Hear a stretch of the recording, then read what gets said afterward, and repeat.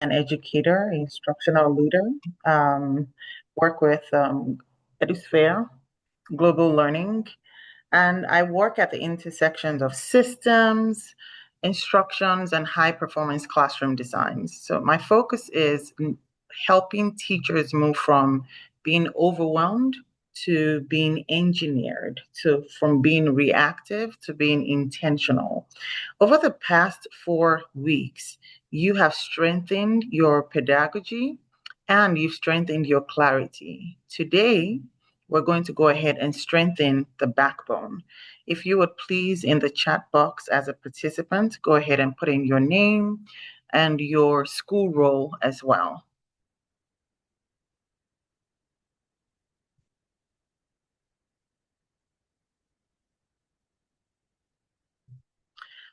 Today, we're talking about high reliability classrooms.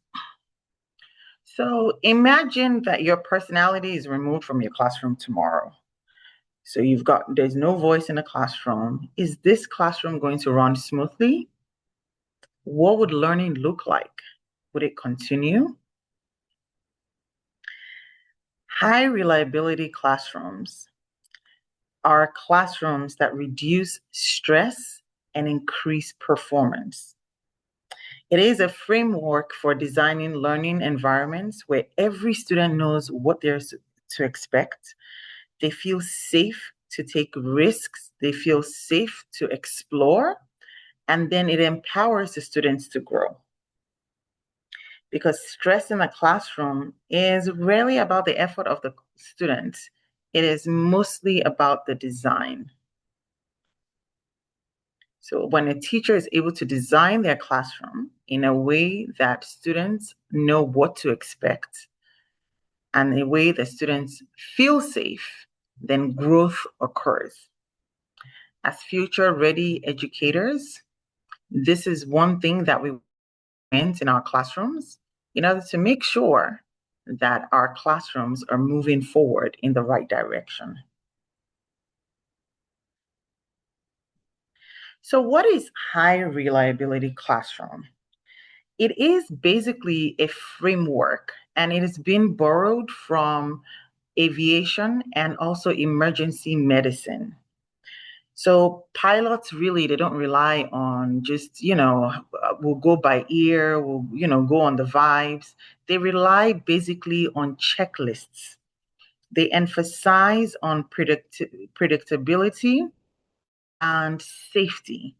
So in a high reliability classroom, the core idea is that there is a particular framework that follows consistency, it follows precision, and then it is designed so that everybody is successful in the classroom. This is extremely important because when students feel safe and when they can predict what is going to happen because the teacher has designed a framework that's consistent, then they perform their best because this is an environment that is structured for growth. It's an environment that is structured for success. Teachers in high reliability classrooms are proactive designers. They're not reactive. They're not working behind, an event that has occurred. Instead, they plan ahead. So here is where the system that a teacher is designing is replacing any form of guesswork. This teacher is highly intentional. And here is where the students, as well as the teacher, feel successful in the learning environment. So when we think about things that cause stress, the stress achievement connection, what are some of the things that would cause students to feel stressful in the classroom? So when students feel that they cannot predict what's going to happen, their brains actually shift into survival mode. And when they're in this fight or flight mode, it makes it practically impossible for them to learn.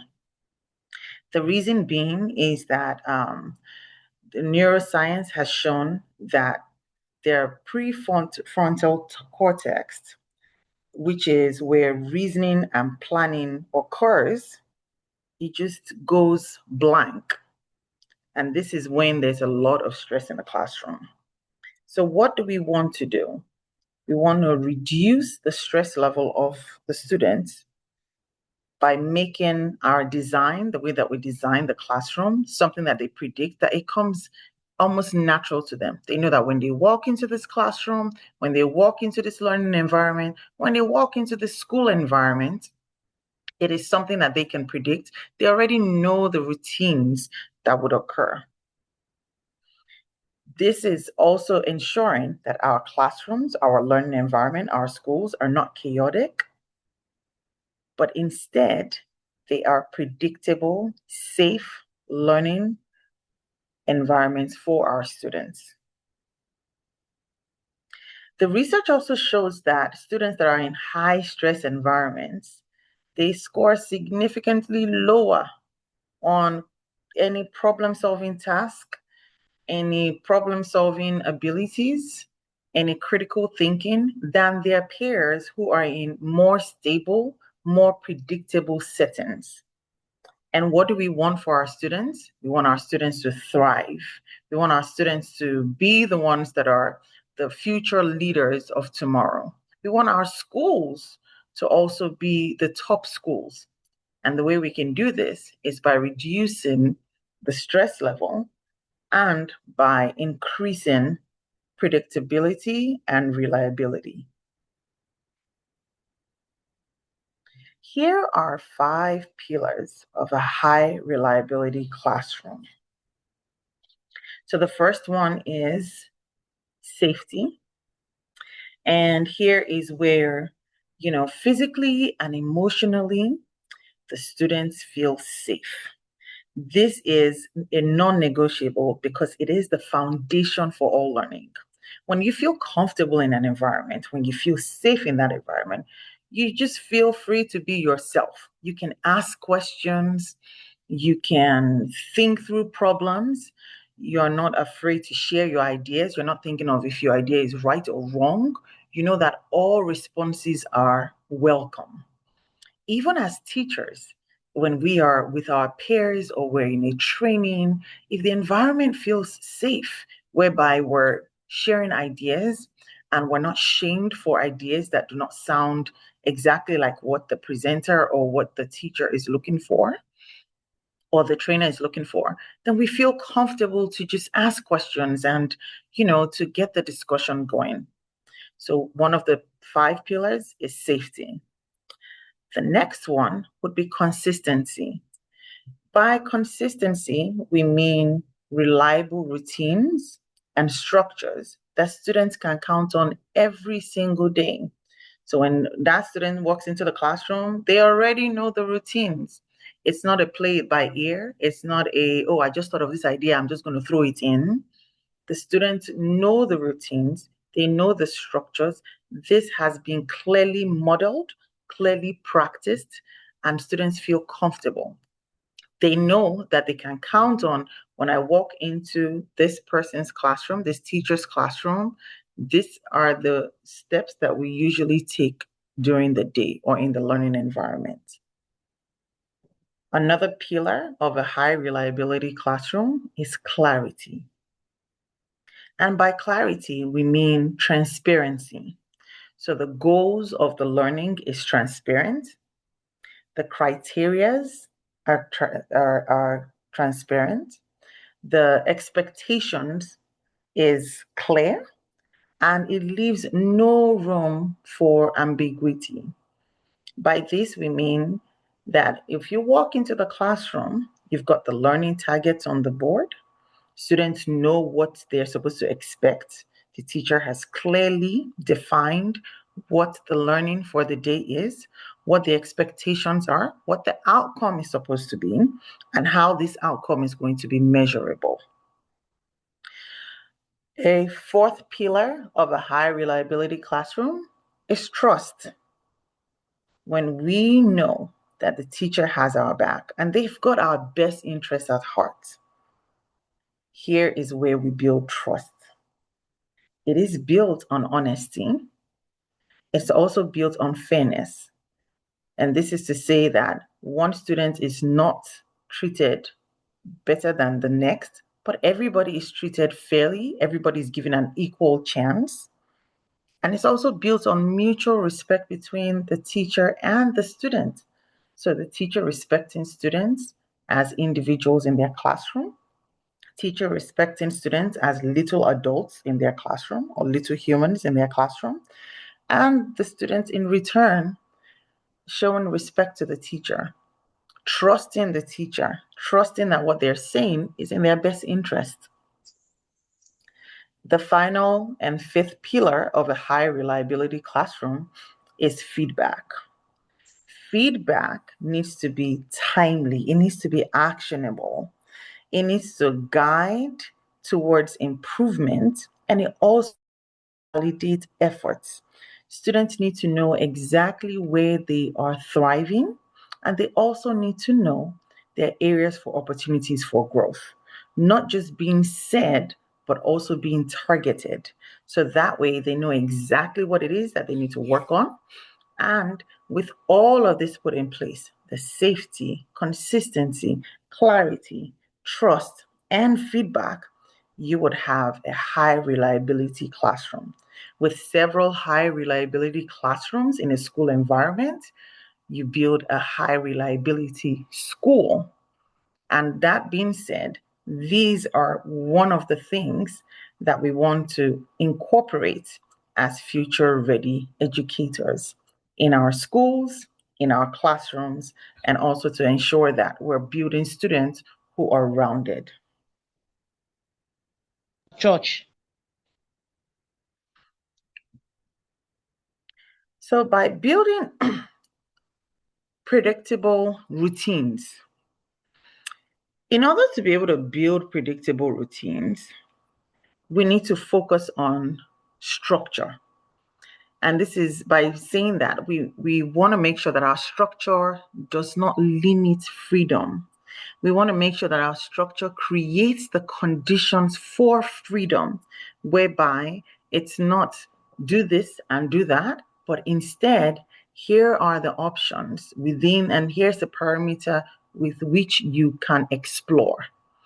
When students are not spending a lot of mental energy and mental effort trying to decode what's going to happen next, then they can direct their energy towards learning. They can direct their energy towards risk taking, critical thinking, and problem solving abilities.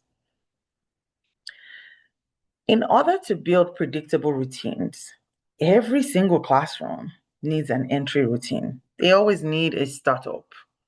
So one of the things you can do is bell ringers and to do now prompts.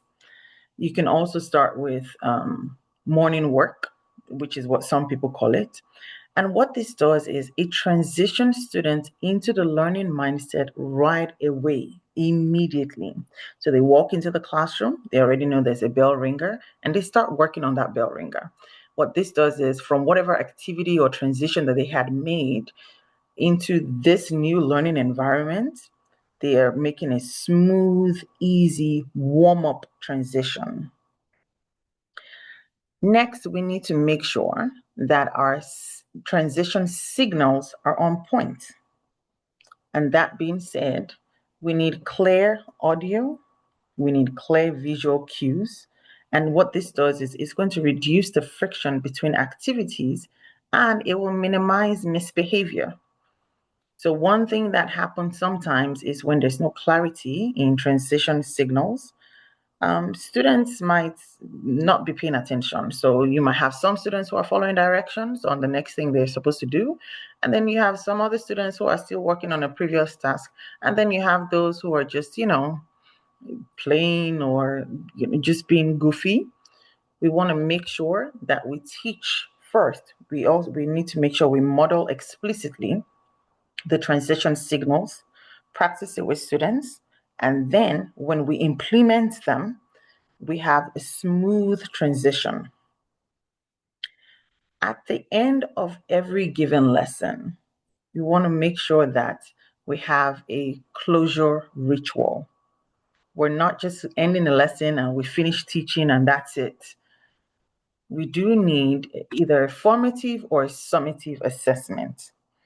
So examples of what we can do is use exit tickets. We can use structured wrap-ups. And what this does is it's going to consolidate the learning and signal a successful end. It also helps the teacher to figure out where students stand, who mastered the skill, who still has a few things that they need to work on, and then students who totally do not understand what was taught throughout the day. So by setting predictable routines, we are setting students up for success, which is part of our high reliability classroom. I would like for you in the chat box to type at least one entry routine that you have used before in the past or that you have seen somebody use and was really successful. I'll give us about a minute to go ahead and type that in.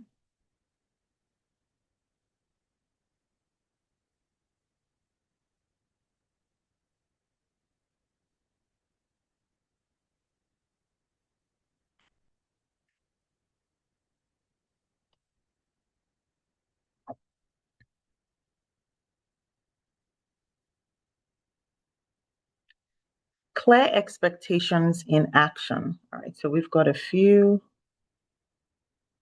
chat box. Tracy says, personally, I have used bell ringers and transition cards. Bell ringers are science-based and they're science-based, transition routines. They're science-based entry routines for classrooms. So instead of the students just coming into the classroom and just starting with their work, you start off with a bell ringer. You start off with something that actually inspires them. You start off with something that transitions their thinking into your classroom environment. Thank you, Tracy. A song. Rolly says that she's used a song as part of her predictable routines. Thank you very much. Clear expectations in action. Basically, students shouldn't have to guess. They should be able to point. We want to replace vague with visibility. By this, we're saying that in high reliability classrooms, you do not want to use implied norms. You want those norms and those routines and those expectations to be explicit and to be visible systems. Students should not be made to guess what it is that they're supposed to be doing. They should be able to point to the answer. They should be able to point to the learning objectives that have been written in student-friendly language. These learning objectives sometimes are called like I can statements. I'll give you an example. If I am in a reading classroom or an English language arts classroom, and the students are working on main idea or using key details to determine the main idea of a passage. An example would be for the student, I can use key details to determine the main idea of a text. And so this I can statement is being written in a student-friendly language and it is posted on the board. When anybody walks to the student and asks, what are you working on? If the student has forgotten, which it happens to some of our kids, they can look to the board and say, oh, I'm working on main idea. I'm trying to use key details to figure out the main idea of this text or the main idea of this passage. So students should know what the learning objective is for that day, and that learning objective should be written in student-friendly language, in a language that the student understands, and it also gives the students their goal for what they are working on for that particular day. We also need to make sure that we're providing students with co-created rubrics. These rubrics are created not just by you, but also with the students. So they understand what each rubric entails. The rubric also needs to be given to students ahead of the assignment. So we're not giving the students the rubric when they finish the assignment and then they're working backwards to see if they met all the expectations of what they're supposed to do. But instead, we want to be proactive so that students understand each aspect, what it means to hit mastery, what it means to hit near mastery, and what it means to hit needs improvement. By sharing this ahead of time with the students, they know what to expect. We've set clear expectations for them in actions. So right now, I've mentioned two things, which is a student-friendly posted learning objective and co-created rubrics. Another thing that we can place in our classroom that is really helpful for students, and we do this as educators, we just need to be more mindful of them. These are anchor charts. So a chart that you place in the classroom that teaches the skill that you're working on currently, or maybe even the past skills have been left also on the wall. And what this does is it helps for recurring procedures. You can use it for academic vocabulary. You can use it for key learning concepts. This would be a referral map for the students to look at in the classroom. Say, for instance, students are working on adding fractions or mixed numbers. And the student remembers, maybe there are like 3 steps to the problem. They remember step 1, they struggle through step 2, and then they've forgotten how to get to step 3. By posting your anchor charts on the wall, and students remember how you solve the problem, they would be able to look back, refer to it, and then remember the next step. By looking at the anchor chart and looking at through the steps, then they can apply that step to their own work. This is setting clear expectations for the students. Another thing that we can do is have visual schedules. You want to map out the day or the class period. So, when you have your class, it tells you what time to what time reading is taking place, what time to what time math is taking place, what time they go for recess, which is really important to students, what time lunch is. Visual schedules help students predict what is to come next. And they take away that ambiguity from the students' learning environment. You can also map out your class period so that way, within a reading classroom, within a math classroom, science or social studies, or whatever subject it is, they can see warm-ups is going to be 3 minutes or 5 minutes. The learning aspect with the teacher is going to last for 10 minutes. Collaborative work with students is 20 minutes. An independent work would be given about 25 minutes. There's an exit ticket that's 5 minutes. So the students know and they can work within that time frame. They can see when they're working outside of that time frame. They can see when they're working within that time frame. So what we're doing is creating clear expectations. When we tell students things like, do your best on this essay, that's ambiguous. It's implied. They really don't know what does do your best mean. In order to give a clear expectation for the students, we want to say things like, your essay needs a thesis, 3 evidence-based paragraphs, and a conclusion. See the rubric on page 2. That's setting clear expectations and clear expectations in action for students.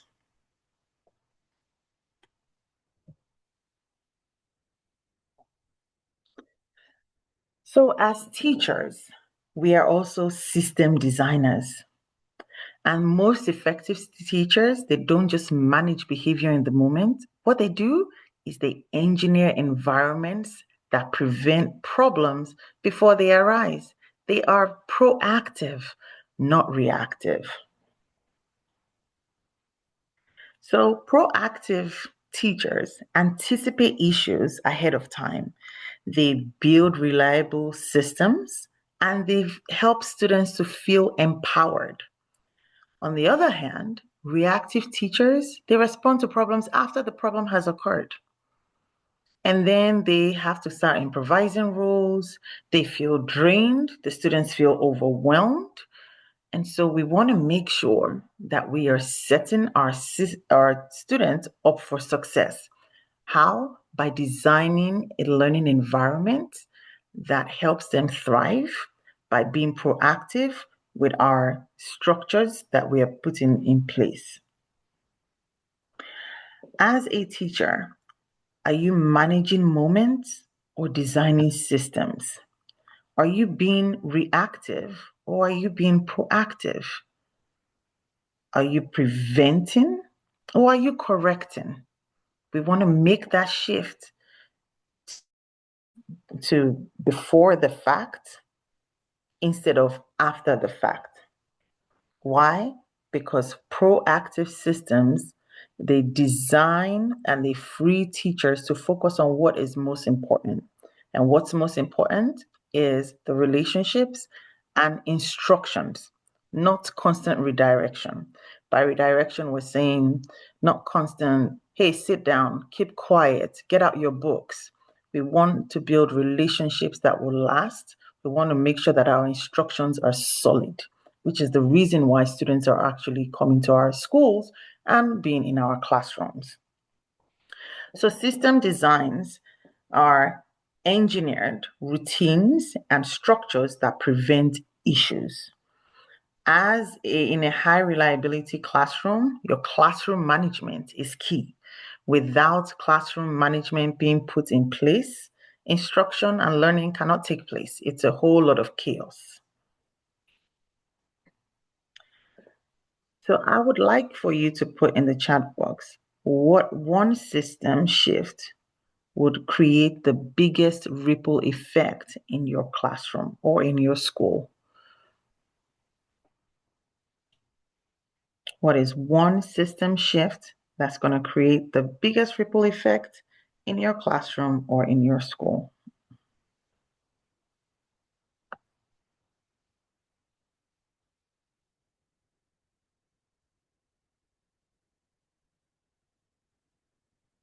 So we need to focus on data. I mean, data, the numbers do not lie, and the devil is in the details. So a data-driven culture, high reliability classrooms use low stakes feedback loops, not high stake testing, to continuously calibrate instruction and build student confidence. So some of the feedback tools that work are exit tickets, like we mentioned earlier in this session. And what this does is it helps us to check for their daily understanding at the end of a um, learning environment or learning objective.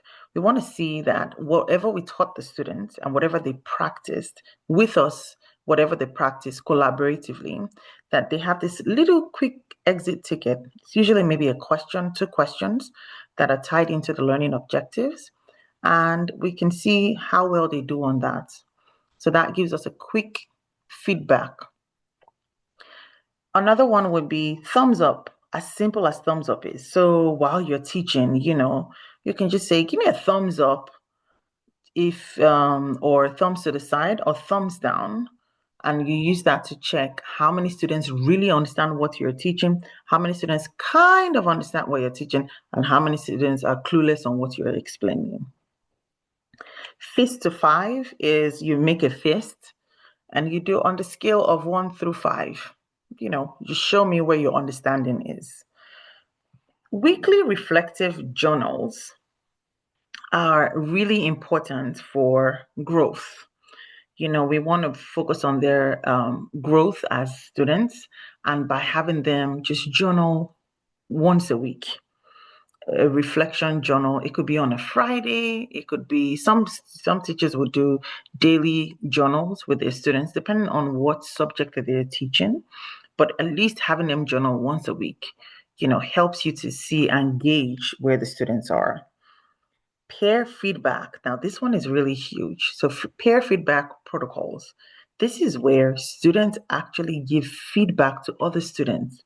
In order for them to be able to give feedback, they know what the expectation is, and they are able to focus on what mastery looks like.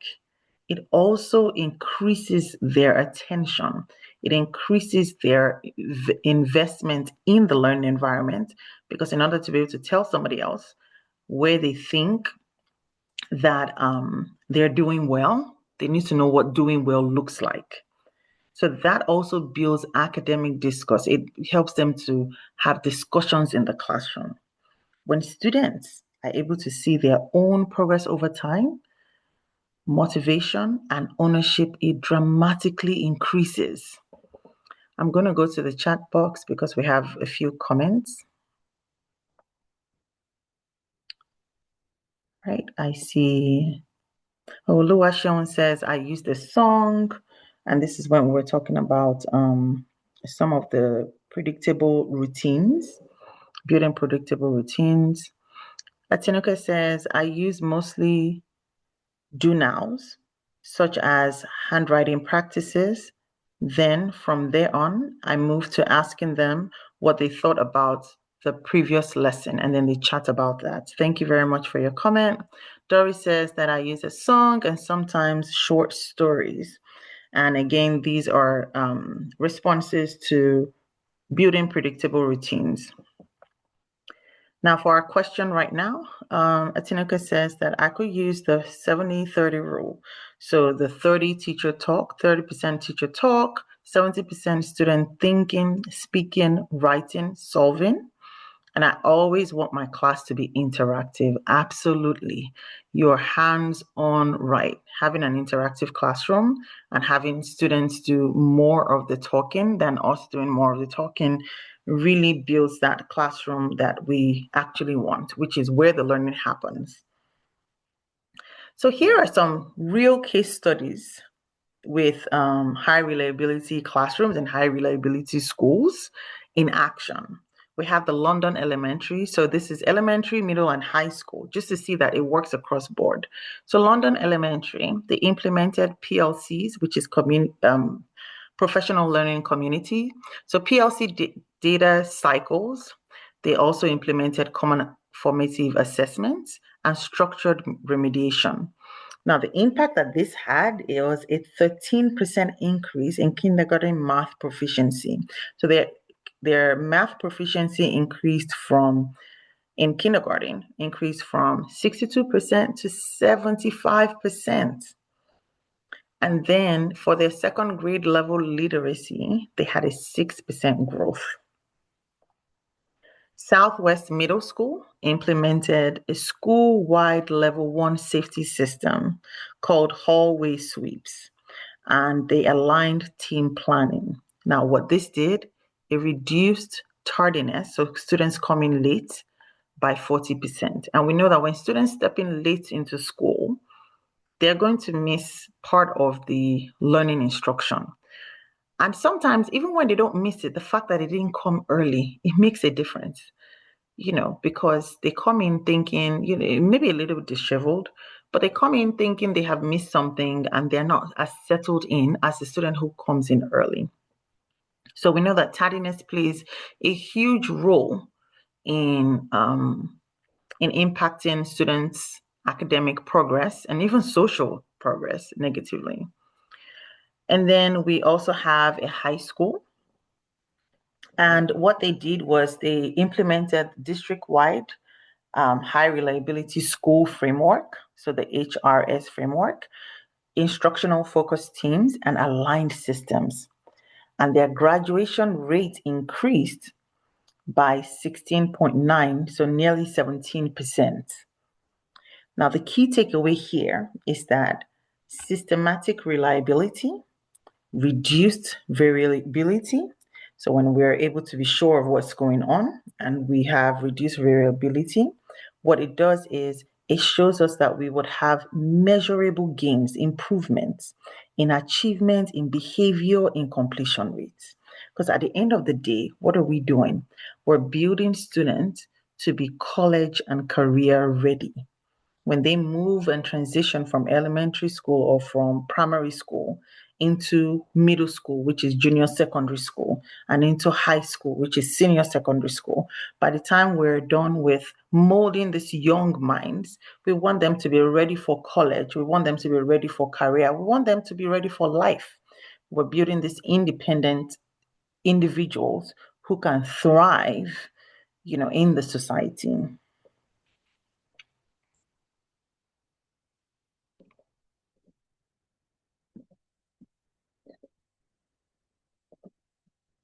So right now, which is the big thing, here is the thing that we need to make sure that we're working on. We've pulled so much information over the past 4 weeks, and here are our next steps. So we want to start building our high reliability classrooms, and we'll do it in 30 days. Last week, when Kelly spoke with us, he talked about when we make changes, we want to really start small. Because if you bring all these many things together all at once, we can be successful short term, but long term, it just falls through the cracks. So by making small, deliberate shifts in our systems, we're going to be able to produce outsized results for students and outsized results for ourselves as teachers. In order to make this small, deliberate steps and to build like a 30-day high reliability classroom, we'll spend our first step will be to spend our first week or first 7 days auditing our current routines. We want to go ahead and look at what does my routine look like right now. Identify 3 moments of daily ambiguity. So 3 moments where, things are really not clear for students and they cause friction for students. And that's all you're doing the first 7 days because we're starting small. We're not implementing anything at that point. And then our next step would be from days 8 to days 14 to design one clear routine, one transitional signal, and then one closure routine. And it will be posted visibly. Now, by implementing these or by designing them, we're not just going to post them. We need to make sure that we're explicitly teaching students how you expect these things to be done. So if I have a warm-up activity or if I have an entry, I want to make sure that I spend, between that days 8 and days 14 teaching students how to implement these. My transition signal, I would have at least one transition signal that I'll practice with the students until we hit mastery. And then we'll continue to implement them. One closure routine.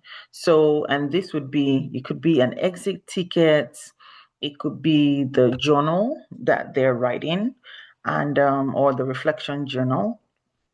It could be your quick checks. Whatever that is that you choose, you want to make sure that you explicitly teach the children and your students and you post them in the classroom so it is clear. Next step would be days 15 through 21. You would introduce at this point a weekly low stakes feedback tool. And so here is where you're going to review data and then adjust your instruction according to your data as you review and as you go along. Our fourth step would be the final stretch, days 22 to 30. You want to reflect with students. So you're going to co-create with your students. You're creating with them. It's not just you just coming up with rules, but instead you're inviting them into this deliberate, high functioning environment to create one new classroom norm together. By doing this, you're building shared ownership, not just for you as a teacher, just giving them orders, but instead you've invited them into shared ownership, into accountability, reliability, and strong classroom environment. I would like for you in the chat box to go ahead and type one system that you will implement within 7 days. What is one system that you will implement within 7 days?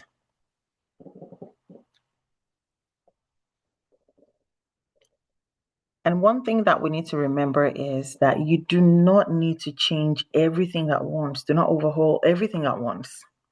It doesn't work that way. We've got to go little at a time.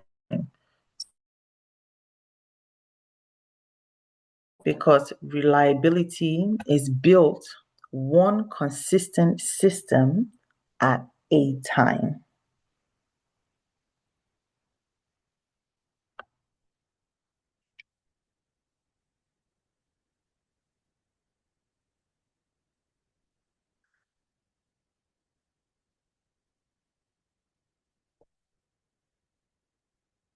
When your students are able to predict what your classroom environment looks like, with our high reliability classrooms, and you are able to set all these structures in place, what ends up happening is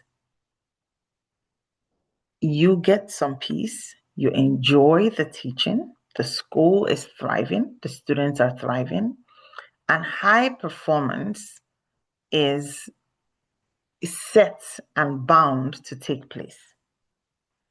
High performing classrooms are not louder, instead, they are engineered.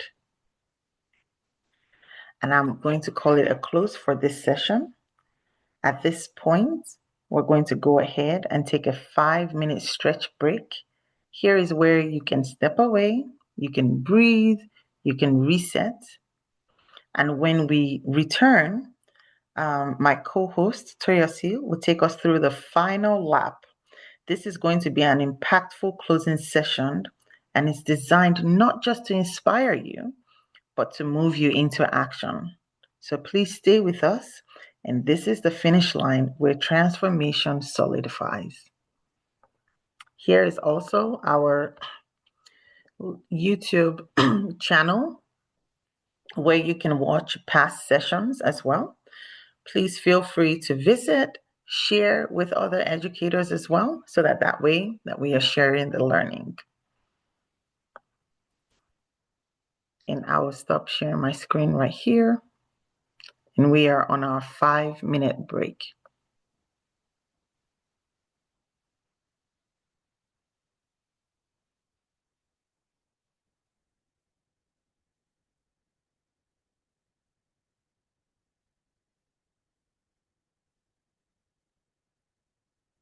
Thank you, Antonia.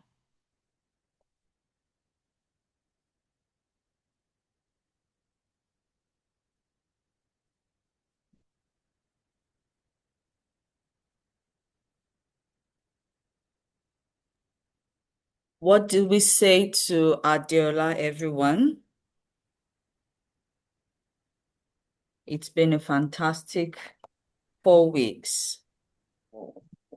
Well done, Adeola. Thank you so much for that session. We're on break, but I hope we know that it's a short break. You can stand, you can stretch, you can have some water if that's what you'd rather have. And please don't say you don't need a stretch. Maybe I should just give us the yoga guppy. I think that would help to stretch.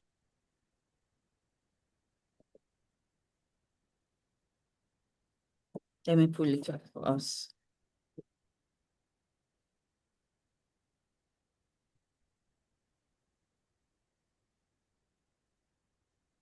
We have had 4 impactful weeks of learning, and it would only be beneficial to you. It would only be good if you make use of the things that you have learned. If you don't make use of the things you have learned, then it's just going to be a waste of your time and our time. we could have charged a premium for this, but we wanted it to be accessible. We wanted everyone to be able to reach the zenith, attain their goals, and become better in practice and in all that they do. And of course, you could also earn more. That's the ultimate goal, I believe. I remember at some point, when I realized that I loved what I was doing as an educator and I wanted to be able to continue, but I also needed to increase my income base. Now, for someone like Adeola, who is not in Nigeria, I don't know how that works. Maybe she'll shed some light on that. But knowing that here in Nigeria, you could actually do some other things besides your core teaching function without um what's that word now, without violating any real laws, right? For instance, you can take extramural classes. There are some things you can do without violating laws, and there are some that will be seen as direct conflict of interest. So as long as you're not doing anything like that, you could easily make extra income. So when I realized that, yes, I loved what I was doing, but I needed to increase my income base, I went all out to find alternate means of income without having to leave education. And today, the truth is today, there is money in education than there used to be in years back. You agree with me, right? And that's not part of today's session, but it's just me helping you prepare for the next session. You can make money through writing, you can write a book, but let me tell you the truth. When you keep hearing that you can make money through writing, you need to know that you must be ready to market your products. You must be ready to do the work. You must be ready to push it, or you pay an organization to push it, whichever one works for you. Okay. But yes, you can make money that way through writing your own books. You can be a ghostwriter, meaning that you write for people as though they were the ones writing. You can have templates that you sell. That's also another way to make money. You can create worksheets, and there are many sites now where you can do that. You have teachers pay teachers, you have Safe Teacher is here in Nigeria, Teachers Pay Teachers abroad. There's one other rival of Teachers Pay Teachers. You have all those other places where you can sell your worksheets.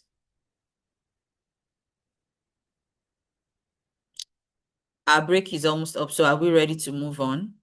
I want me to continue this unscripted part of the session. This just was just an idea that popped into my head to share with us.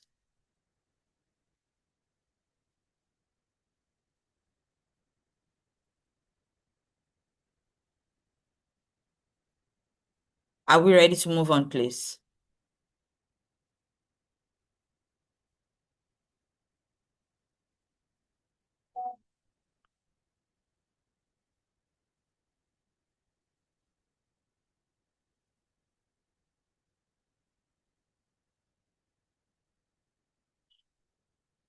Thank you.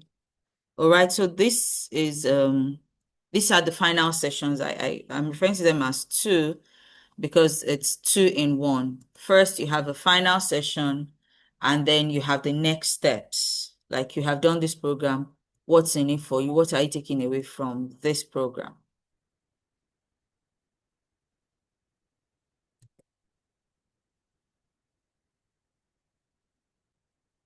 So we're talking about the influential educator, that's the future ready educator now. And in this segment, our focus is on visibility, thought leadership, and professional positioning. I'm glad to share with you that I have gotten numerous opportunities from LinkedIn. Some of the opportunities that I've had, some paid, some free, but they have lent some visibility to my work and my person over the years. Now, when I first started showing up on LinkedIn, I didn't know what was possible.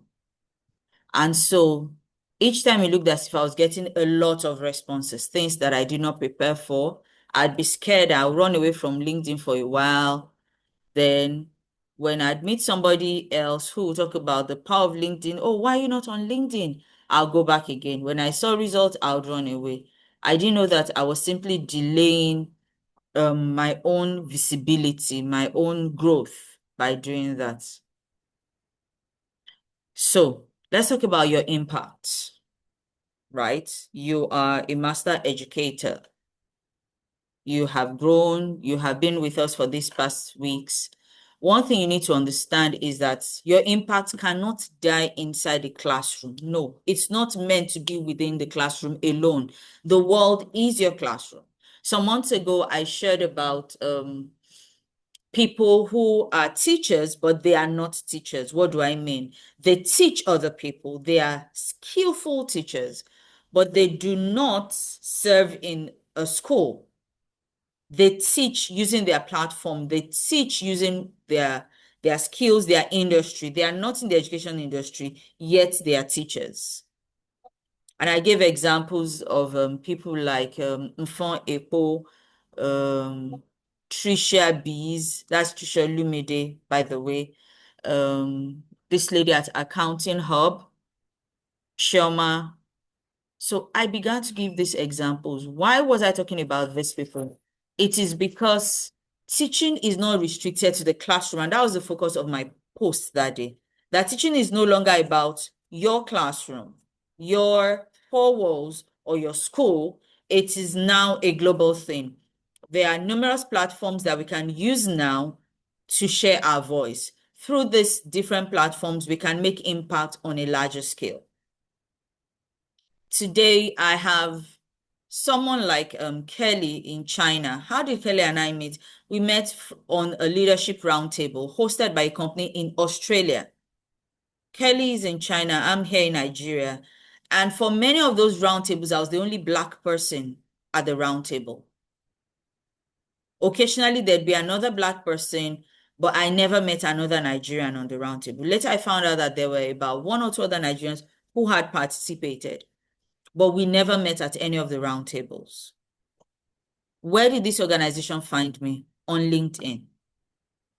Just this week, the CEO of that organization reached out to me again and said, oh, he was just checking in with me and all that. It's been a year since I last heard from them. Of course, he had posted that I was taking a leave of absence. You know, Africans, we don't believe in saying some things, but as a white person, he had no qualms telling those of us in his circle that they were having a baby, and so he and his wife are going to take a year to bond with their baby and grow their family again. So he's been off for a year, and then this week, I guess he's ready to come back to work. Yeah, it's exactly a year. He reached out, said, oh, he's just checking in, but I have a feeling that there's something going on. And the fact that as they're coming back to work, it's been a year, but I am still top of mind shows that there's something that I've been doing right. It means that my voice has gone beyond my immediate environment. It's gone beyond my school or the schools I've worked. It's gone beyond Lagos. It's gone to other parts of the world. So yes, your voice shapes the future and it inspires change in different places. In recent times, I have been concerned about how we are viewed as educators, especially African or Nigerian educators, about letting other educators from different parts of the world know that, see, we're mostly the same. It's just the geographical location that is different, and maybe the color of the eyes and of the skin. But in terms of professionalism, in terms of experiences, in terms of how we deliver on the job, we do the same. Sometimes we do more because you have restrictions that we do not have at the moment. You have limitations that we do not have at the moment. So sometimes you're able to do even more than you do. How did I learn that? One, from belonging to educator groups online over the years. As far back as 2007, 2008, I belonged to educator groups outside Nigeria and was deliberate. I wanted to be a global educator from the beginning. So I joined those groups because I wanted to see the view from the other side. I wanted to learn what it was like to teach on the other side without necessarily leaving the shores of Africa. So I started learning from that time and seeing similarities, seeing what was different. Moving on to these roundtables that I participated in between 2024 and 2025, I saw that even as leaders, we had similar challenges, similar ideas, similar problems. There were times that I would say it on that round table that it's clear that we have basically the same challenges and experiences, despite being halfway around the world from each other. So our key objectives for today's session is so you get an insight into identifying your educator niche. Now, for me, my major niche is leadership. Leadership generally, educator leadership, and of course, projecting our professionalism in a positive light, projecting our skills, our voice, our capabilities for people to know that we're as professional as the next person. Our skin color does not necessarily make us less professional. So we do not have to be intimidated by anyone. We do not need anyone to feel like we're coming to replace them. We're here to stand side by side and win together.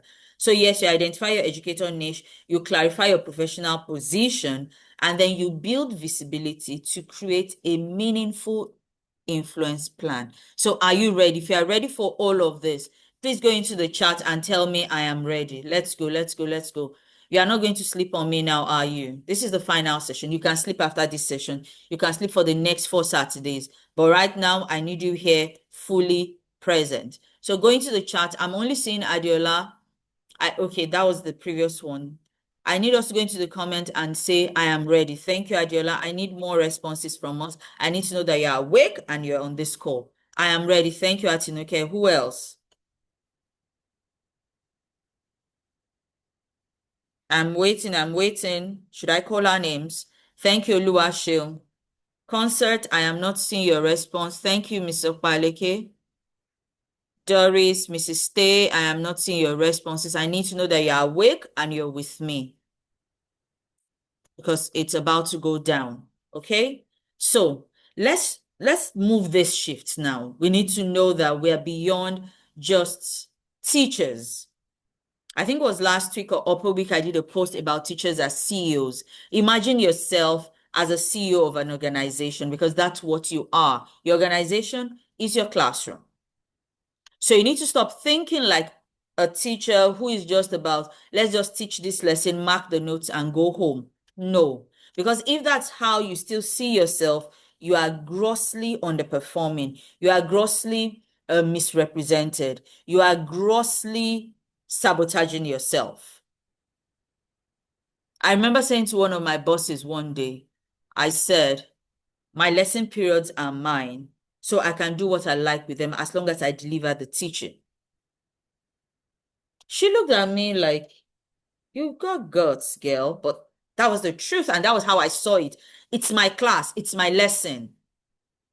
And so I ensured that apart from the curriculum content that my learners were getting, I was also building other skills. I brought in public speaking as an extension of our learning, especially when we were moving towards the end of grade 6 for them. Once we were done with our external examinations, the international one, and it was just the local, that left just 1 or 2 exams as against 2 or 3.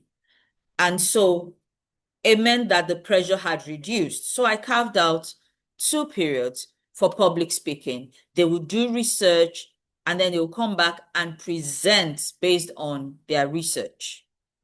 And it was beautiful, it was phenomenal. I watched them go from the beginning of that term to the end of the term. Would watch, I'd invite some teachers. I think Mr. Paleke and Mr. Chiagrom, I think at some point I'd invited you into one of those year 6 sessions. I'd invite members of staff, teaching or non-teaching staff. They'll join us, they'll listen to these presentations, and then we'll give feedback. Now, it was important for me to invite other adults into the classroom because I also wanted to build their confidence. I wanted them to be able to speak before an audience, right? So when I say that you are the CEO of your classroom, I am just giving you an example of how I was the CEO of my classroom. So I'm not saying what I did not do. One thing as much as possible I try to do as a person and as a leader is to teach from my experiences, not from one thing that I picked from the internet or that I read in a book. I have to practice it. I have to be a living example of what I am teaching. That's how best I can teach. So I need us to embrace our roles as thought leaders because you actually have the power to influence educational practices and policies. You can advocate for innovation. You can advocate for meaningful change that impacts learners on a larger scale. And in recent times, I've been doing more of advocacy.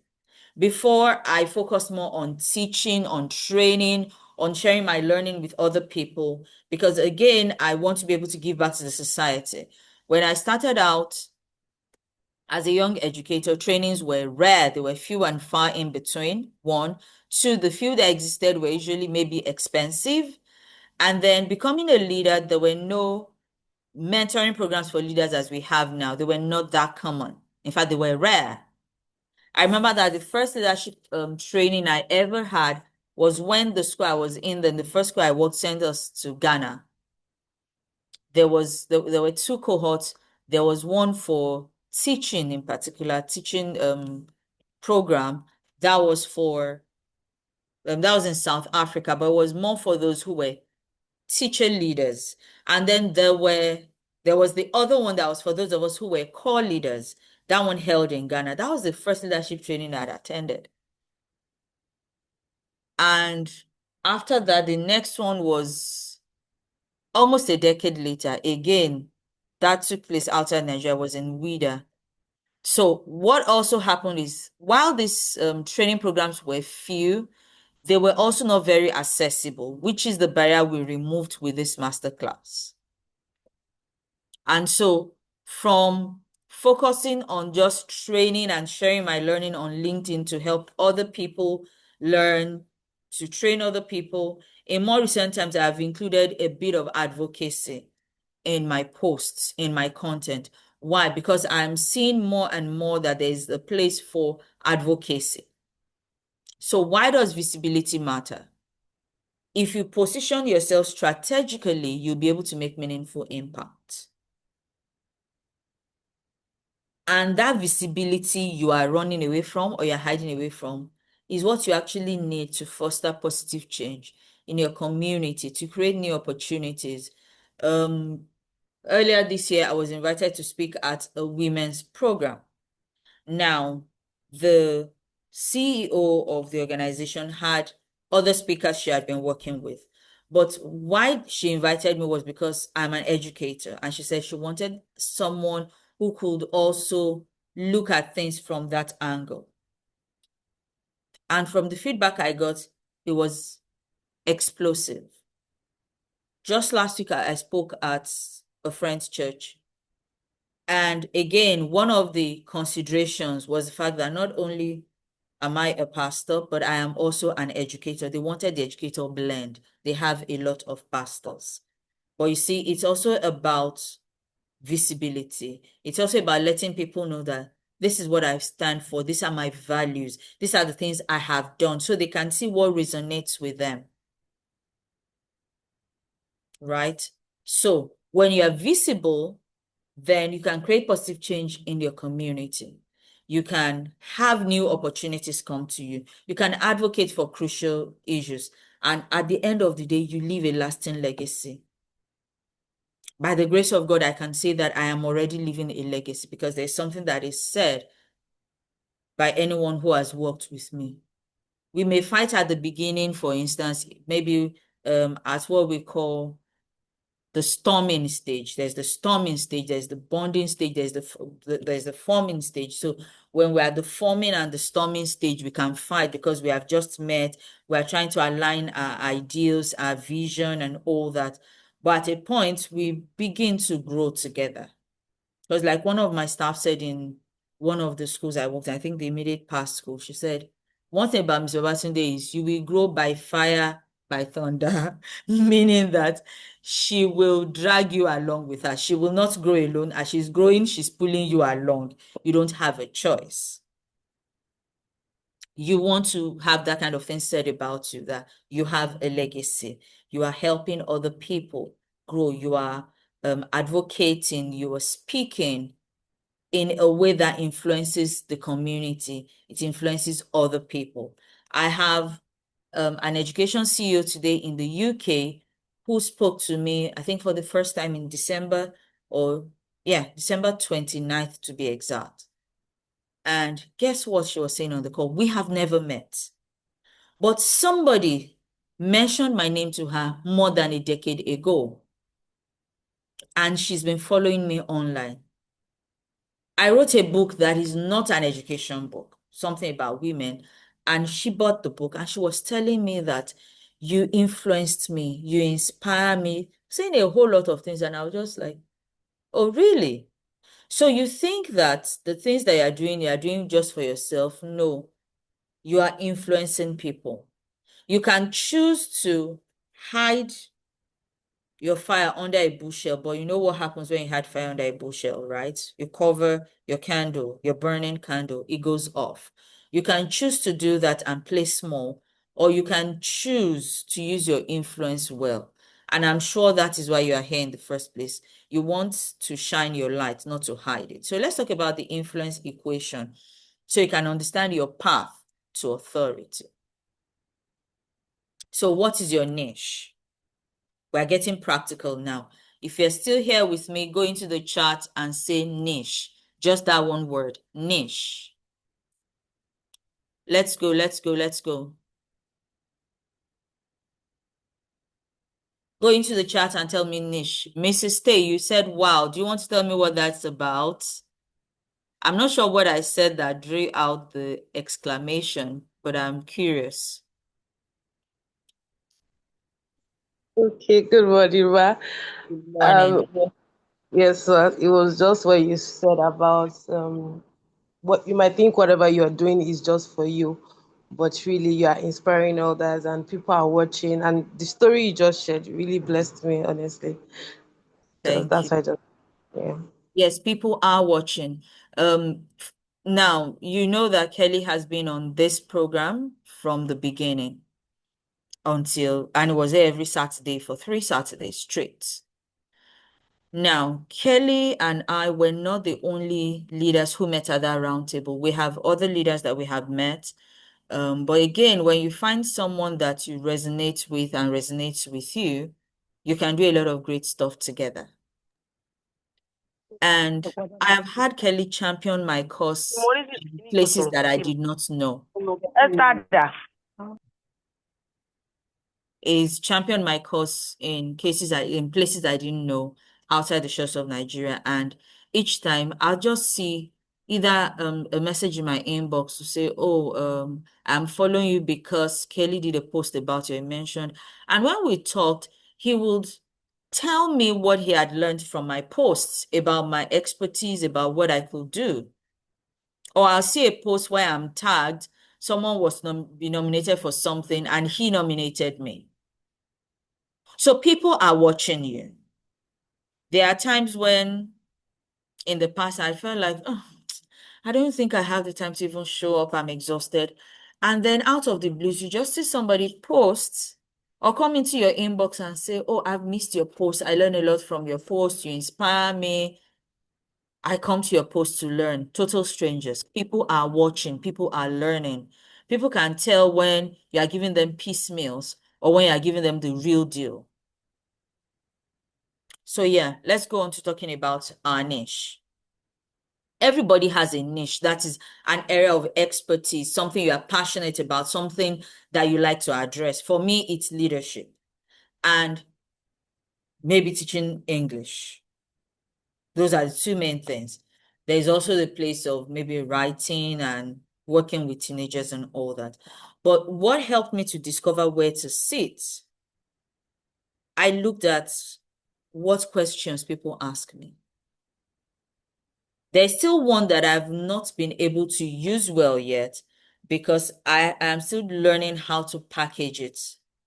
And sincerely, I only want to package it as a product. That's the truth. And that has to do with my creative thinking. But over time, you sit back and think, what questions do people ask me the most? Now, I wouldn't have picked the leadership originally. I would have just focused on my teaching skills. But when I got asked that question, I remembered that the greatest question people ask me is, can you teach my head teacher to be like you?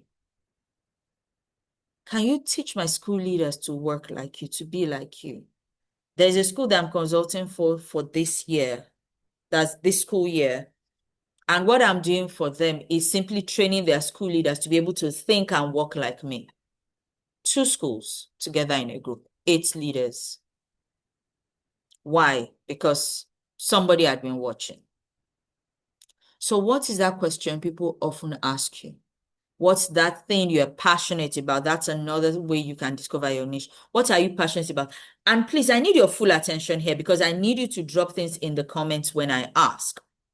This is where we reflect. This is where we think. This is where we begin to move into the capstone part of our program. That's like the project part of our program. So your passion, what is that thing you constantly find yourself coming back to, find yourself doing? And then what is your expertise? What is that thing you are very good at? That if someone were to wake you up today and say, talk about this in education, you just start talking.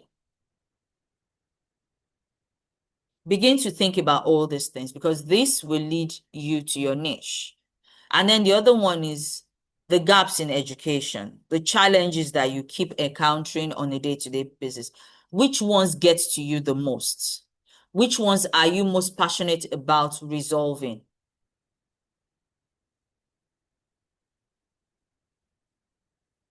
Now, if you've identified any of these things, please go into the comments and share with us. What are you very passionate about? What is that thing that people keep asking you to teach them or to do with them? Mastery in teaching strategies. Thank you, Adeola.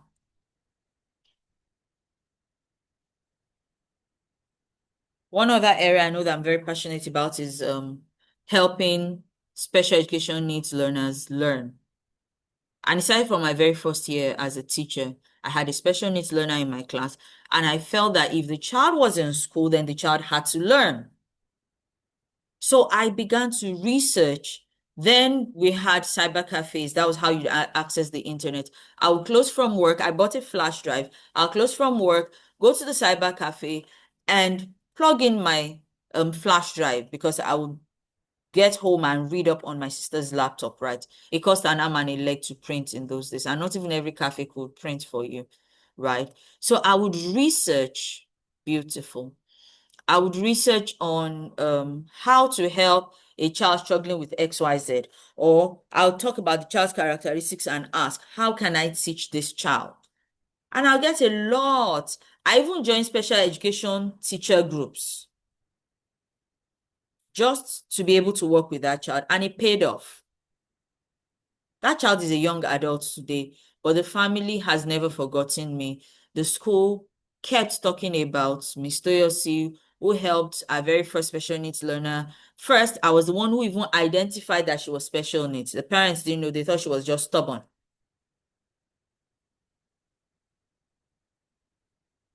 Right? So I see passionate about public speaking and leadership from Atinuke. Adeola also says growing students to be confident and competent learners. Beautiful. So now the niche for both of you can be working with children to attain this or helping adults develop this. I'm an expert in anchoring events and speaking in churches. So now for that, you can also broaden your scope. Have flyers. Let people know that you can actually come to anchor events in their churches. Let them know that you are open to speaking opportunities in churches. And it would be nice to also identify what areas you like to speak on when you're speaking in churches. If it's deep Bible study, yeah. Let's look at some of the strong educator needs that we have currently. A very strong one is the early years. Speaking in professional conferences, beautiful. So is it only Atinuke and Adeola who are ready for this? Should we close shop and end here today? Or is anybody else here with us?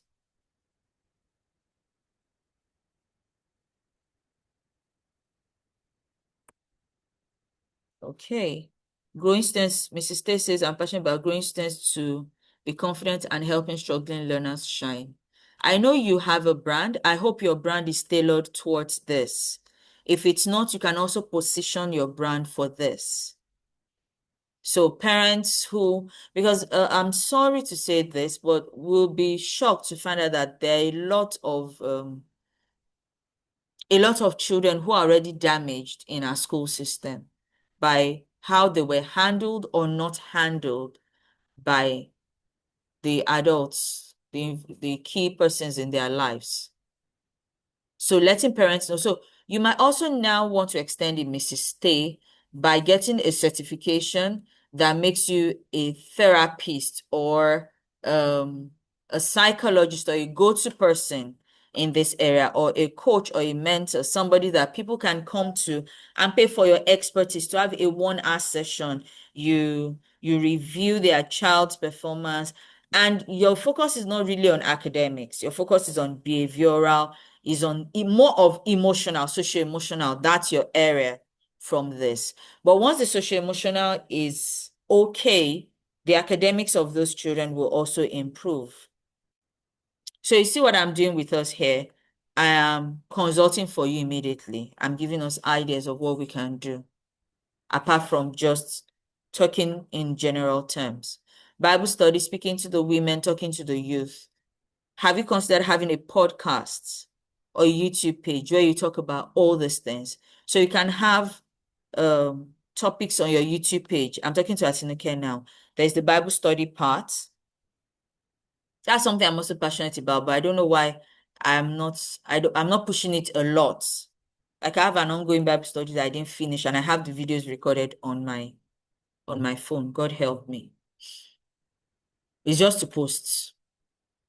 Again, because I feel, oh, I already do a lot of things. I don't want it to look like she's here too, but I've always been there. I think that was where I started from. But anyway, I digress. Speaking to women, talking to the youth, and then as we go on, I would also tell us or share with us where we can get ideas from in case you're afraid of getting ideas. And please, I know AI is here to help us, but make sure that when you're talking, we can hear you, not AI.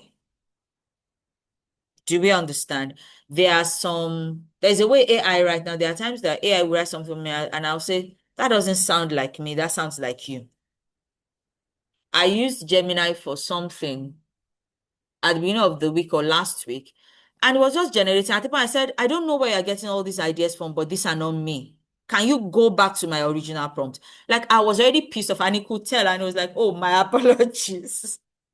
Right? Because I don't want to sound like a robot. I want to sound like me. So please, when we're doing these things, domesticate the content to yourself. When I'm planning my content, for instance, I want it to help me write. Sometimes I have a lot of ideas in my head. So I just talk to you like I'm talking to a normal person. I click the audio button and start saying, oh, these are the things in my head, these are my experiences so far and all that. And then I'll tell it, what training topics can I get from this, my experiences? And then it will outline. It will not ask me, do you want me to help you write? Say, okay, write a sample. Let me see. If you write a sample and it is sounding like a robot, we're in trouble. I will start again and say, no, this is not. Go back to my original prompt. I want to hear my voice. All I'm asking you to do is to refine, but don't take over my content. Sometimes I will ask it, oh, just give me topics, and then it will tell me, oh, you can, oh, right? Then, sorry, I was reading Atinuke's comments that, yeah, she too had a fallout with ChatGPT. Because again, millions of people are using just one tool. So sometimes it will forget itself too and just do the basic that it's designed to do. And sometimes tell me, oh, this your content is enough for a 2-week content calendar. And it will show me Monday to Sunday back to back. I could start and then at a point I'll be like, it's as if you are beginning to repeat some points. Don't worry. Let me do so. I have other content. So we'll talk about how you can generate original content. Yeah. I can just prompt AI to give you what you need or to write it for you. But I've given you an expo in case you didn't notice. You can do voice notes. You can dictate to Gemini, to ChatGPT. Again, I've used different ones, but my default is ChatGPT. Then there's Perplexity. I've also used Perplexity and all that. I've enjoyed using different versions, but my favorite is still ChatGPT, then Perplexity, sometimes Gemini. I used to use Gemini from testing phase of bad, but now people think it's just about images. I use it more for text-based work than images. So yeah, strong educator niches that we need to look into. The early years. We can look at literacy from a young age. We can look at different activities we can do in the early years, teaching math. So you can look at teaching Montessori, but if you feel that will put in a conflict of interest, you can focus on early years generally, different areas of early years. You can even focus on grace and courtesy. I think that's a Mrs. and that thing. Grace and courtesy. Just teaching different things about grace and courtesy that we can teach our children at home. Another niche is teacher mentoring. You focus on empowering fellow educators through shared experiences. Right now, I do teacher mentoring along with all the other things I do. But again, it's geared towards making them better versions of themselves. You don't always have to be like this. There's the place of ed tech. You can teach ed tech, how we can use technology in our classrooms, different ways that we can use ed tech in our classrooms. There are more actually. There is also the leadership parts. You can focus on educational leadership.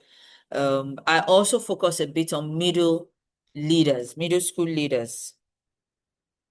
Just a minute, please.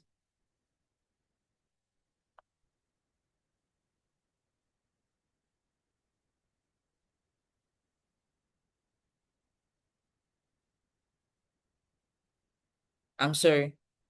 I've had this person trying to reach me, so I need to just drop the line. So when we're talking about personal brand,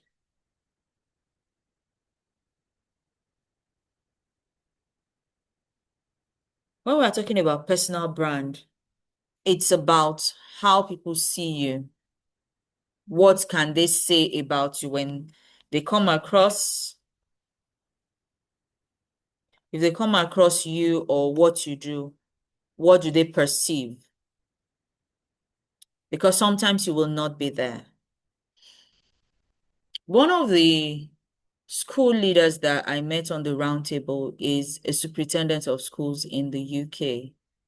In January, he released a book, January this year, and I'm expecting a free copy of that book any moment from now. Why? Because I'm a contributor to the book. My brand preceded me. And so weeks or even months after the last global roundtable, he reached out to me, asked for my email, told me what he was working on, and that from listening to me, from checking out my LinkedIn page and all that, he could see that we aligned on many levels. And since his new book was about leaders who were on the field, who had practical experiences, he thought that I'll make an excellent contributor. Why not, if not? Right? So your brand positions you. You have to decide on what message you are carrying. Be clear about it and be consistent. In the last 1 or 2 weeks, I haven't posted a lot on LinkedIn, but even that is deliberate. I don't like to just post because, I just want to show up. I want to show up with value. Sometimes, especially Gemini, I'll ask Gemini what's trending and all that. To tell them when it's on, I'll say, okay, thank you. But these are my experiences. This is what, and then one of the responses is to give, is to say that I see that you are focused on giving value more than being popular, and that's the truth. Because I believe that when my brand is known for value, then the popularity would eventually come. I don't want to be popular as an empty barrel. No. So if I feel, the things I'm learning now are not things I want to put into the public space, I may not post. That's me. Or if I feel, what's there to really learn about? I may not post. Or I feel it's not strong enough or the process is not yet complete. But sometimes when I'm on the playing things, I'll go to AI, click on the voice, activate the voice system, talk to it, and then ask it, so do you think there's something to teach others, to share with others in this experience? If it says yes and it carves that, oh, fantastic, let's run with this. So position your brand to be a brand of value, be consistent, be clear about what you represent. I once had a leading education influencer in Nigeria speak about me when I invited her to my life, and sincerely, until she said it, I didn't realize that it was that obvious. She said, one thing about Toyosi is she does not show up anyhow, anywhere. She does not follow just anybody. She curates our circle, and that's the truth. I curate my circle, I curate my feed. You should do that too. So, for instance, you know where you want to get to, you know your goal. It is not everybody that should be on your LinkedIn or especially Instagram or TikTok feed. Curate your feed. If I follow someone, for instance, because I saw value, and then one day or years later, the person starts posting inane things, and I wonder, what's this? I unfollow.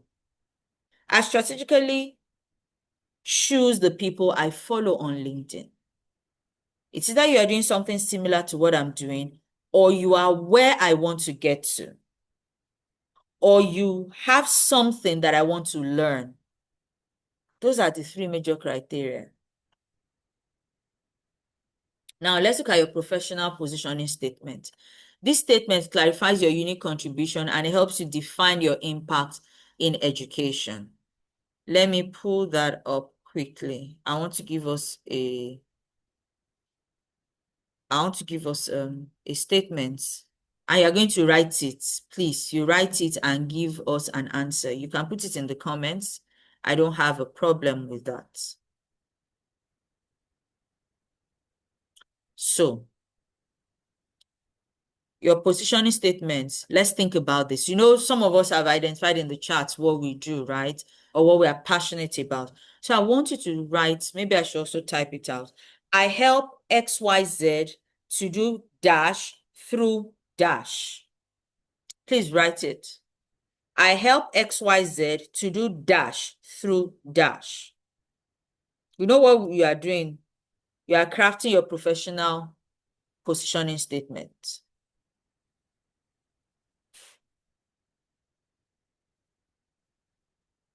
For me, a major one is I help women, educators, and parents to be better versions of themselves through trainings and programs. I've given us an example. So please write in your book. You can then drop it in the comments when you are done. Are you still with me? Please give me an emoji. Go to the reaction button and react if you're still here. Quickly, let me know that you're here with me. Thank you, Adeola. Thank you, Mr. Paleke. Oh, wait. Let's finish crafting. Who else is here? Is it only Adeola and Mr. Paleke that are still here? Who are still here with us? Okay, thank you, Mrs. Stay. Thank you, Atinoke.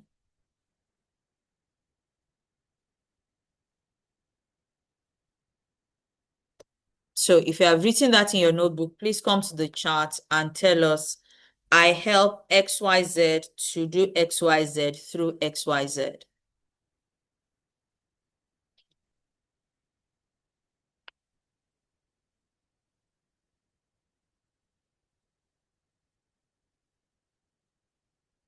I need to move quickly now because I have a second set of slides for us.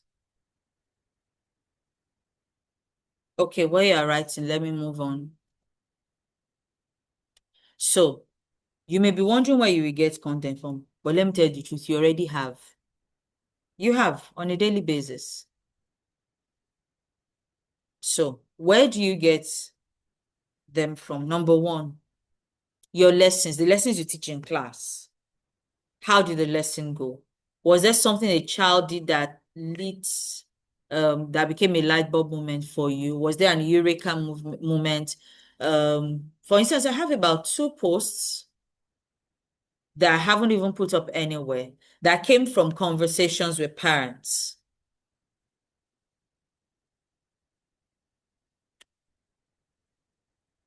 So yes, your lessons, that's the lessons you teach on a daily basis in your classrooms. Strategies, what are the things that worked for you?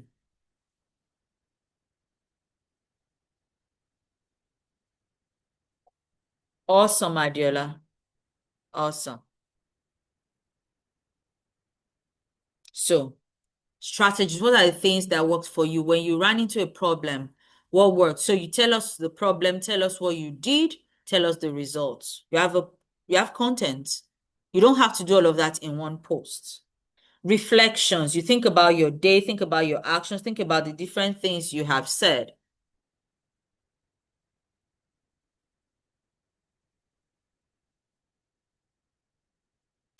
So again, your reflections help. Then, what are your success stories, or what success stories do you have around you? What success stories have you heard?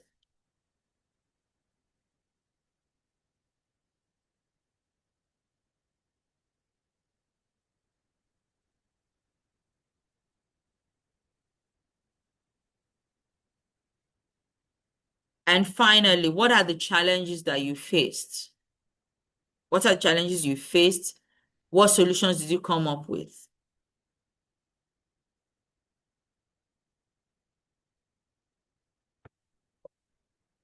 Those things give you content. Sometimes you can also get content from a book you are reading.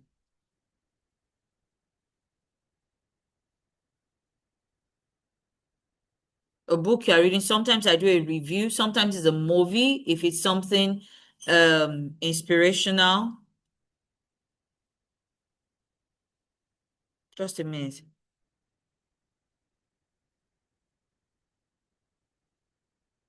Gosh, I really have to run now. Our time is almost gone. Then, when you're positioning yourself for all these things, there's something you need to know. You need to start showing up from now. I pray I can finish all of this before I move to the next part. You need to start showing up. How? Start talking. Don't wait until you are invited to a meeting. Now, on this call, I have some of my former colleagues who can bear witness to the fact that there was a time that for about 3 years straight, I didn't realize that taking that long until I looked back to. For 3 years straight, every Monday I was training because the school had that training culture. And then somehow the school head or director was not available again. But because the culture had been established, I just continued training every Monday. It was one day when I was talking about it somewhere that I realized that I did it for 3 years back to back. But I did that every Monday until one Monday when I just looked at it and I felt my people have grown. They should be able to handle these trainings. And from that point, I began to assign people to take trainings amongst the staff because really they had grown to that point. But believe it or not, those Monday weekly trainings strengthened my voice, gave me the presence of mind, gave me the confidence, gave me every other thing that I needed. Yes, I was a teacher, but now I was training actively. It meant that I was doing a lot of research sometimes, and it was always based on training needs in the school. So sometimes I see something, I might have an idea, I may not know a whole lot about it. I will research, I'll learn about it, I'll try a few things in my class with my team. When it works, I'll come back and teach on it. So start talking where you are in staff meetings. Make sure that you are giving constructive feedback, suggestions, and ideas to build up the team. School training, volunteer to take training. Don't wait to be called. Oh, there's nobody to train. Can I? May I? when you're asked to train, even if it is short notice, don't tell them it is short notice. Tell them you just need so number of minutes to get ready. Sit down and prepare yourself. Give webinars. You can offer free webinars. Do short videos. The more you speak, the better your voice is. You can hear me. I can talk. I talk as a powerful speaker. And I have actually been talking for a long time. But that should not intimidate anybody. I have been facing audiences since I was an undergraduate. But see, your morning is when you rise. Use your voice. So I'm going to just quickly switch and hope that I can do this other part in 12 minutes. If you have learned something from this session, please go ahead and drop one thing you are taking away quickly as we move on to leveraging LinkedIn. If you're still with me, please share your takeaway because we are looking at LinkedIn right now. I'm sorry, I will not wait for your takeaways, but I'll definitely review because I have to jump into a physical meeting in a few minutes. Yeah, this month has been demanding for me, but I am committed to showing up. So let's talk about leveraging LinkedIn. Remember I shared that I got a lot of opportunities from LinkedIn? Yeah. So let's go on. LinkedIn is a gateway. You must know how to use it. Yes. Create visibility, use my voice. Yes. Thank you for sharing your takeaways. I'm still waiting for other takeaways, please, from the previous session. I'm also trying to, so Adeola says create visibility. That's one key takeaway for her. Atinke says use my voice. Mrs. Stay says be visible. Yes, you have content from your day-to-day teaching experience. Okay, before I forget, one thing you can also do is when you are talking about your day-to-day experiences, you can also use story format. No forming, no trying to impress anybody, no big grammar. It's like you're just telling us a story, make it compelling. Don't just start with, today when I was going to school. No, you can start with, I could not imagine what I saw in my class today. Everybody wants to know, what did you see in your class? You've hooked them from the beginning, okay? Let's go on to LinkedIn. Now, why does LinkedIn matter? I just said that LinkedIn is a gateway to opportunities. I changed jobs because I was visible on LinkedIn. Recruiters would just slide into my DM. In the past, they had been coming.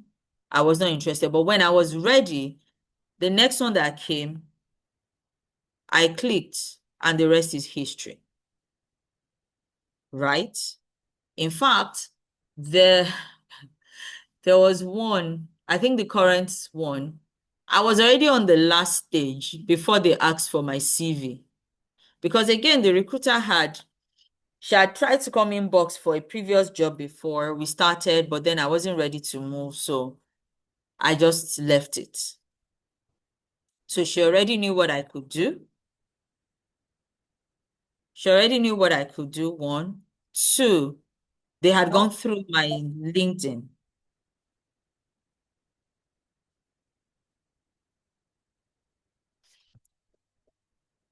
So one way you can show that visibility is through LinkedIn. Why did it go back?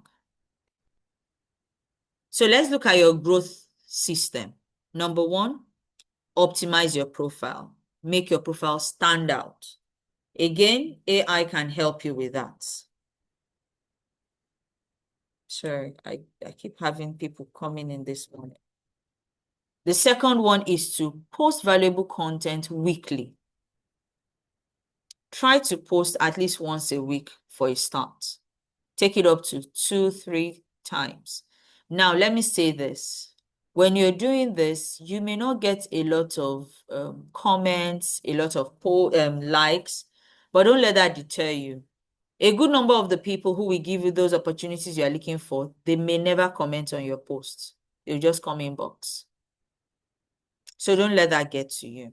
However, you can also increase your engagement when you engage others. When you go to other people's conversations, and you comment. Naturally, after appreciating your comment and all that, they would want to come to your page, see who you are, and in the process, comment on your most recent post, which will then make LinkedIn push your post out more, because when people engage with your post, especially shortly after you make the post, it tells LinkedIn that you have valuable content to share, and LinkedIn likes to promote valuable content. Now, your professional community strategy.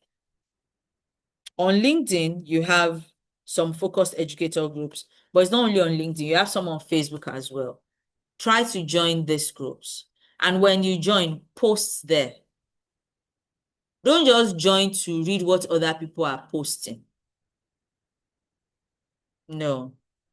Okay, Rolly's takeaway is start where you are. Don't wait to be invited. Yes, don't wait to be invited at the table. Create a table.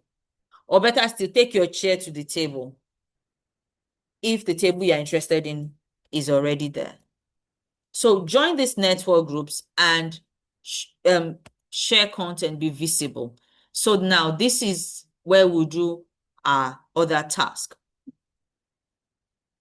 We're going to come up with a plan for the next 90 days. That's 3 months. So today is the last day of February. See that it's fantastic. So March, April, May, what you're going to be doing.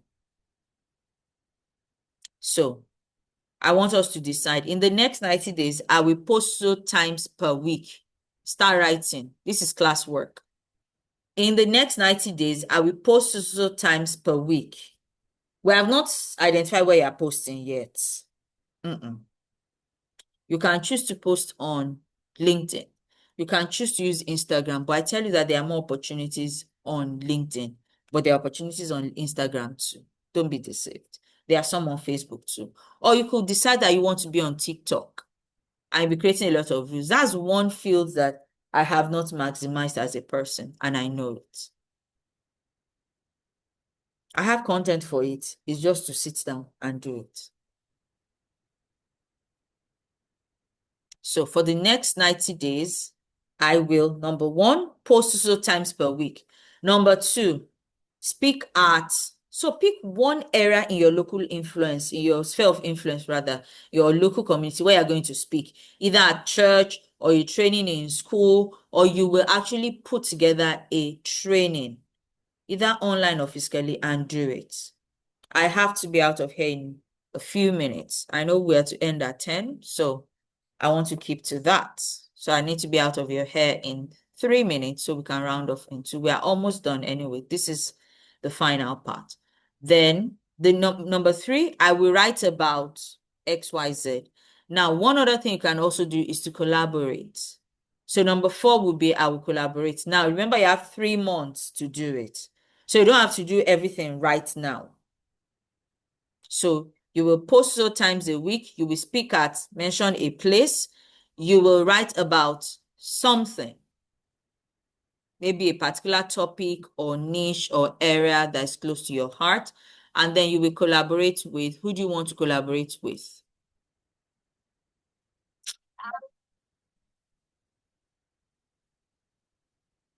Gosh.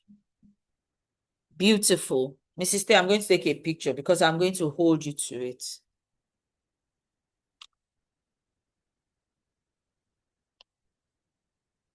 Are we ready?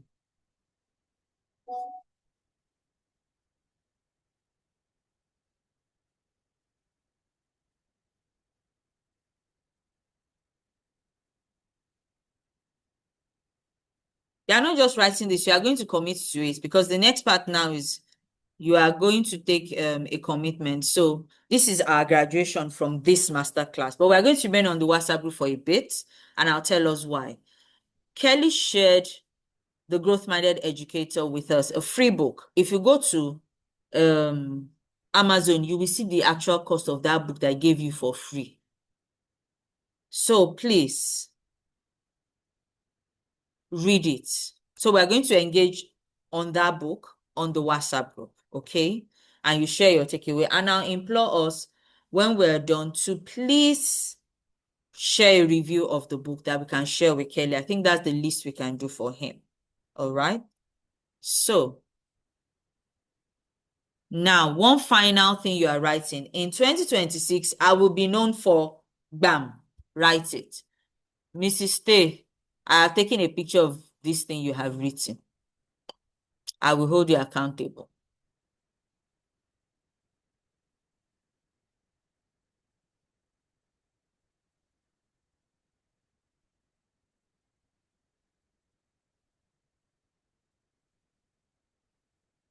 So in 2026, I'll be known for this.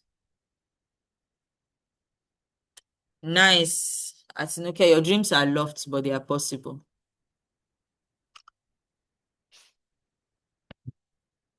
Because the earlier we talk about that collaboration, the better. Because you have to be sure I still have a free weekend in the next 3 months. Right? So in 2026, I'll be known for XYZ. So this is where we come to a close. But I have a short pledge for us here that we are going to take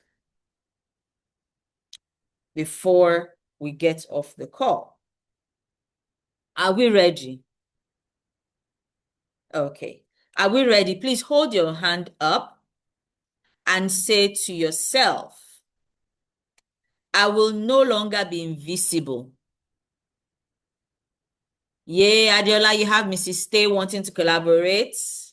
Please hold your hand up or put your hand on your chest and say, I will no longer be invisible. I will stop playing small. Are we saying it? Unmute your mics, please. Now I'm exceeding my time. I'm in the final minutes. I will no longer be invisible. I will no I longer will be invisible.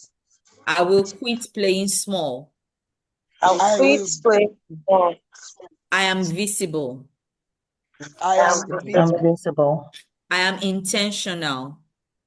I am I am intentional. I am influential. I am I am Influential. And my impact is felt around the world. And my And my impact is impact felt is felt around the world. Congratulations, around the world. everybody. You are now future ready educator. This is your time. This is your season. This is your moment to shine. So please speak up. Make a difference where you are every day. Thank you. Adeola, thank you for doing this, for allowing us to do this, for buying into the idea for the organization. We are both two out of a trifecta that make up the. Sorry, your video community just distracted me. So yeah, okay. I was going to share with you contact details. Let me just take us there very quickly. Like I was saying, both of us make up two of the trifecta that make up the EduSphere Global Learning Limited. We are committed to educational impact within and outside the shores of Africa. Thank you for being a part of our masterclass. Adeola, would you like to say a few words as we call it a day? Remember, we still remain on WhatsApp for a few more weeks. You can actually stay on so you can read about our future offers and trainings. We have free sessions every quarter with you. So this is what we did for this quarter. Other quarter is just one session, one Saturday every quarter. Adeola, would you like to say a few words as we call it a day? Yes, I Thank just want you, to say a everyone. huge thank you to all of you for committing to 4 straight Saturdays, 2 hours each Saturday, and actually committing